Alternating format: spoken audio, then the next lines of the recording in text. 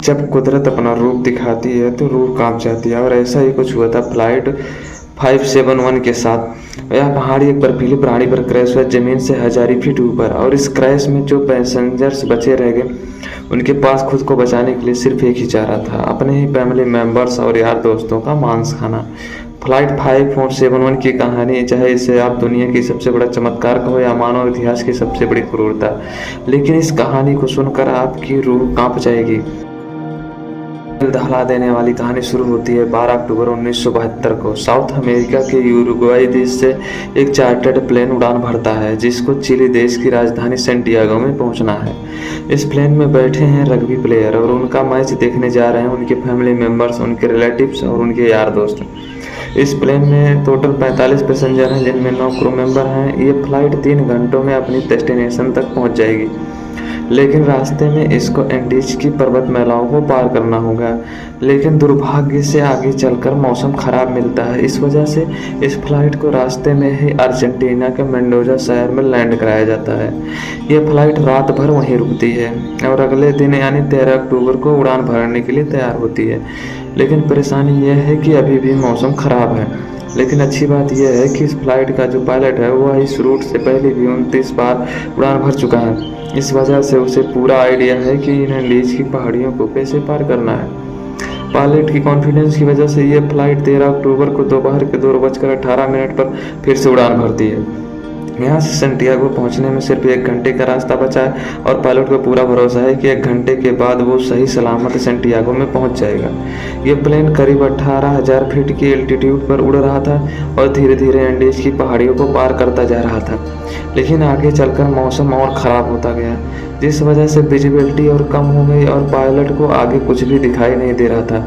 अगर मौसम साफ होता तो पायलट आसपास की पहाड़ियों को देखकर आइडिया लगा लेता कि प्लेन लग रहा है, लेकिन इस समय पायलट के बल प्लेन के इंस्ट्रूमेंट ही निर्भर हैं, क्योंकि पायलट को ही पता था कि वह 1 घंटे में सेंटियागो पहुंच जाएगा। इसीलिए वह अपने लोकेशन का आकलन करता रहा और 1 घंटे के बाद जब उसे लगा कि एंडीज की पहाड़ियों को पार कर लिया है, तो उसने सेंटियागो एयरपोर्ट पर एटीसी से प्लेन को लैंड कराने की अनुमति मांगी। एटीसी ने पूछा कि क्या आपने एंडीज की पहाड़ी को पार कर लिया है? तो पायलट ने कहा हाँ, एंडीज की पहाड़ियों को पार कर लिया। एटीसी भी पायलट द्वारा की गई लोकेशन पर ही निर्भर थे। एटीसी ने पायलट को लैंड कराने की परमिशन दिया और पायलट से कहा कि आप पायलट को 11,500 फीट की एल्टीट्यूड पर ले आओ। 3:21 पर पायलट प्लेन के एल्टीट्यूड को घटाने लगा और जैसे ही प्लेन नीचे आता है तो पायलट को दिखाई देता है कि अभी तो एंडीज की पहाड़ियाँ ही चल रही हैं और सामने एक बहुत बड़ी चट्टान है। जल्दी से पायलट प्लेन को फिर से ऊपर उठाने की कोशिश करता है,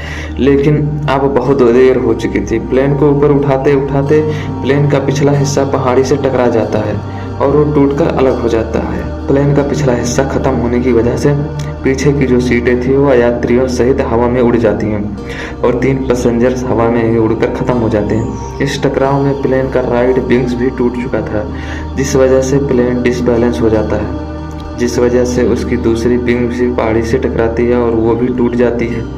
अब केवल प्लेन का फन पार्ट ही बचा था। केवल 350 किलोमीटर घंटे की रफ्तार से नीचे ग्लेशियर में टकराता है।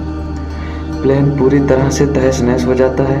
प्लेन के पायलट तुरंत मारे जाते हैं। 43 में से 12 लोग इस घटना में मारे जा चुके हैं और 33 लोग अभी भी जिंदा हैं। लेकिन इनमें से ज़्यादातर लोग बहुत जख्मी हालत में और उन्हें यह भी नहीं पता कि इस समय वो कहाँ पे हैं। यह क्रैश हुआ प्लेन जमीन से 3,570 मीटर ऊंचाई पर एंडीज के किसी अनजान पहाड़ी पर बिखरा पड़ा है।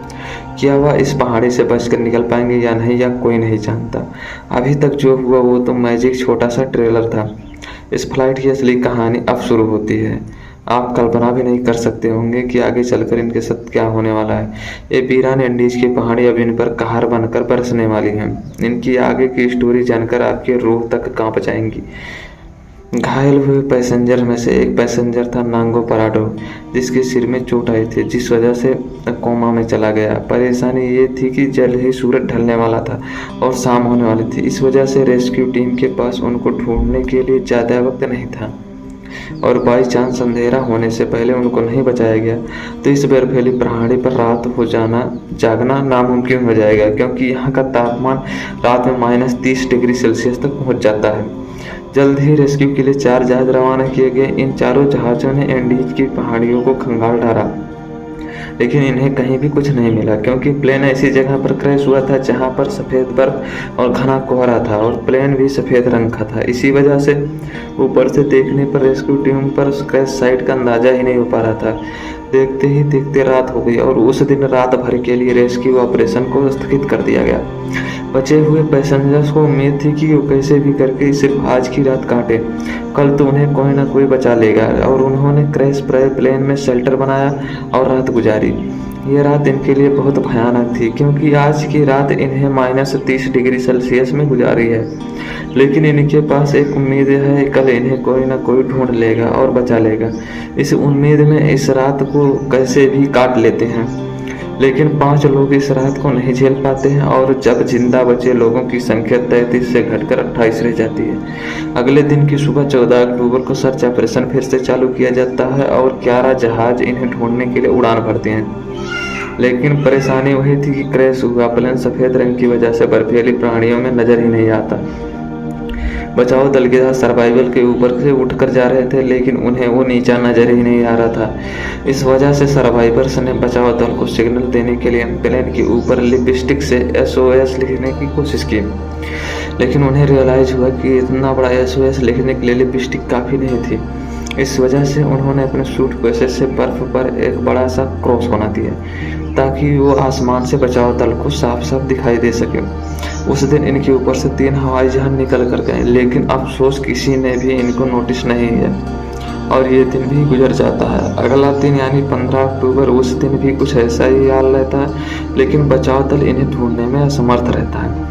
अब इन सर्वाइवर्स को समझ आ चुका था कि ये बहुत बुरे फंस चुके हैं, मदद कब तक आएगी यह नहीं कहा जा सकता।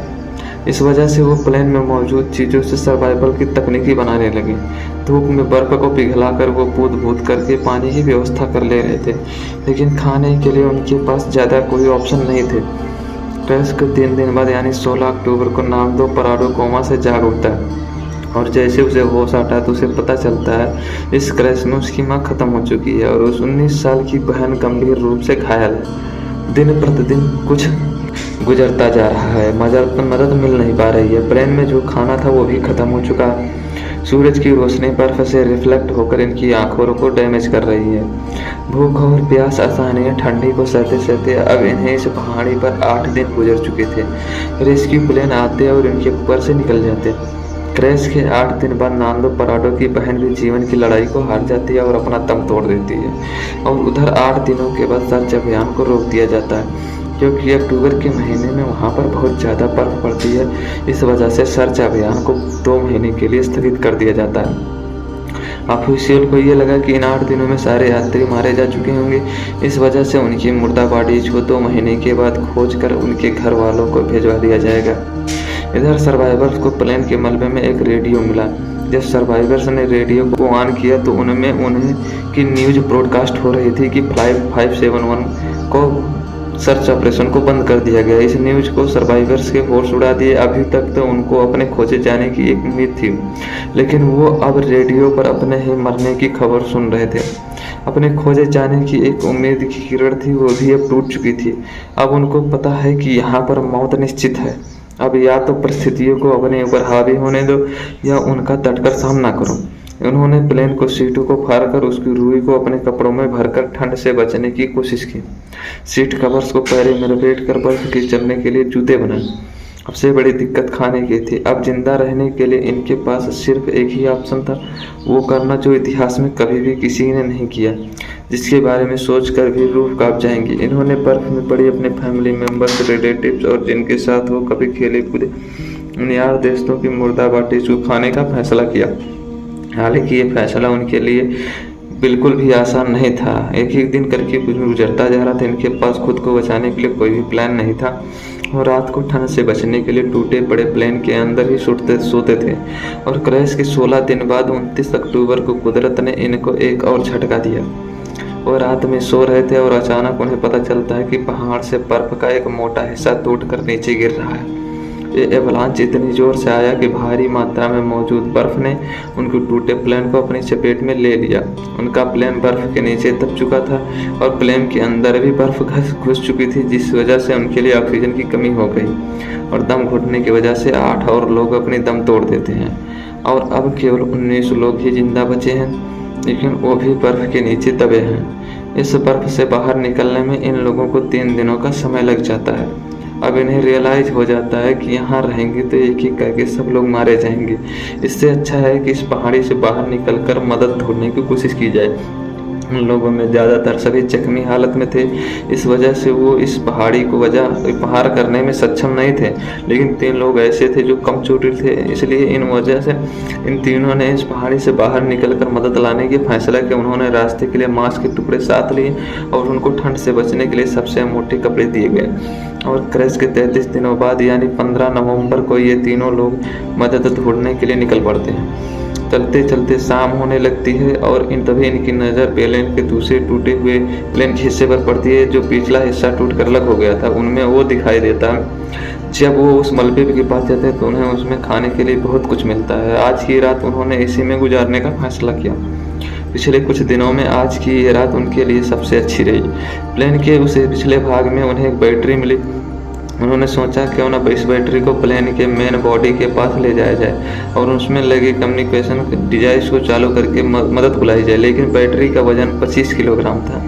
इतनी भारी बैटरी को इतनी कमज़ोर हालत में क्रैश साइट पर ले जाना संभव नहीं था। फिर उन्होंने सोचा प्लेन की मेन बॉडी से उस कम्युनिकेशन डिवाइस को भी निकाल कर इस बैटरी के पास लाया जाए और उसे चालू किया जाए, जिसकी मदद से उस बचाव दल को बुला सके। कुछ दिनों तक इसे चालू करने की कोशिश की, लेकिन इन्हें सफलता नहीं मिली और क्रैश के 59 दिनों बाद यानी 11 दिसंबर को एक और एवलांस आता है, जिसमें 3 और सर्वाइवर्स मारे जाते हैं, जिसके बाद जिंदा बचे लोगों की संख्या केवल 16 रह जाती है। और अब ये तीनों नौजवान कनेसा और एराडो और बेजेंडन बिना किसी गियर के ग्लेशियर पर चढ़ाई करने के लिए निकल पड़ते हैं। ये तीनों पश्चिम दिशा की ओर चलते चले जाते हैं, लेकिन ये बिल्कुल भी नहीं जानते कि जिस दिशा में जा रहे हैं उसमें कोई इंसानी बस्ती इन्हें मिल पाएगी या नहीं। उनको बस ये लग रहा था कि उनको इस सामने वाली पहाड़ी को पार करना है और उन्हें मदद मिल जाएगी, और उन्हें उम्मीद थी कि वो 3 दिनों में इस पहाड़ी को पार कर लेंगे। इसीलिए उन्होंने अपने साथ में सिर्फ 3 दिनों के लिए मीट की सप्लाई रखी। इन्होंने धागे से मिलकर एक स्लीपिंग बैग बनाया था। ये दिन भर बिना किसी गियर के पहाड़ पर चढ़ते और रात में एक ही स्लीपिंग बैग में तीनों चिपक कर सोते, खुले में बिना किसी सुविधा के। -30 डिग्री सेल्सियस में रात गुजारना कोई आसान बात नहीं थी।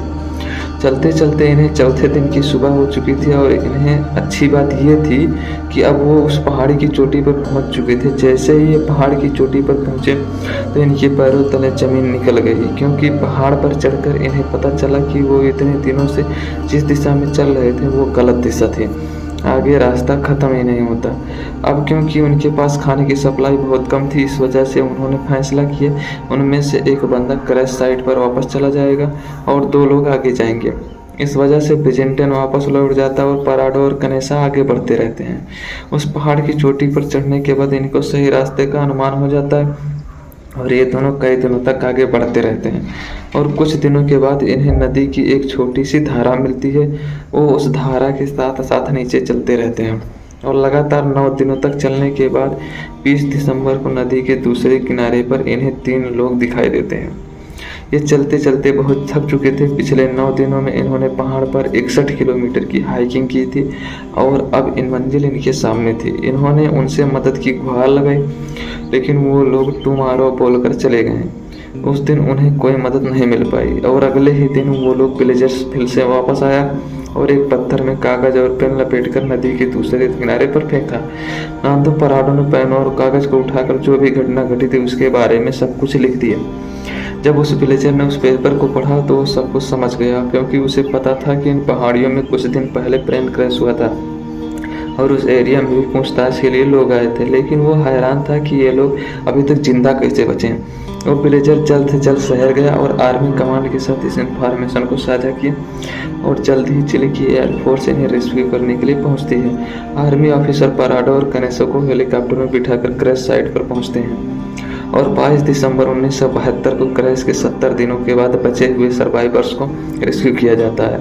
इन लोगों की हालत बहुत ज़्यादा ख़राब थी। इस क्रैश के बाद टोटल 16 लोग ही सर्वाइव कर पाते हैं।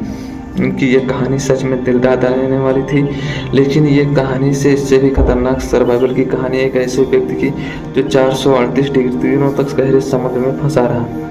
बीच पैसिफिक ओशियन में एक छोटी सी नाव पर उसका घर था, खुला आसमान जिसके नीचे उसके दोपहर की तेज धूप और रात की ठंडी को सहना था। एक अकेला व्यक्ति वीरान समुद्र में 438 दिन यानी 14.5 महीनों तक अकेला मदद की आस लगाए भटकता रहा। इस व्यक्ति की सर्वाइवल की कहानी आपको सच में हैरान कर देगी। इस कहानी को देखने के लिए फ्रेंड्स कमेंट करिएगा और हमारे वीडियो को लाइक करिएगा, सब्सक्राइब करिए। धन्यवाद।